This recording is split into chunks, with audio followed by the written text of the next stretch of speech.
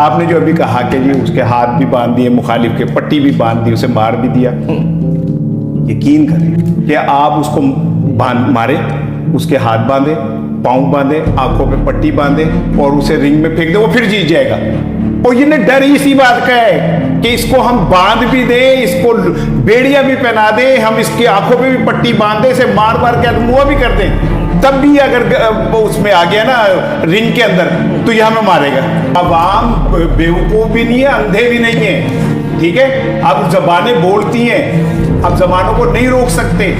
یہ جو 24 کروڑ لوگ ہیں یہ اب زندہ قوم ہے. جہاد کے اندر اپنے خوف کی زنجیریں توڑنے,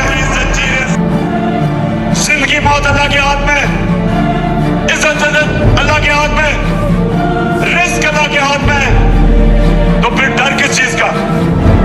یہ آپ کو ڈرانے کی کوشش کریں گے, یہ ہر قسم کا خوف آپ میں پیدا کریں گے.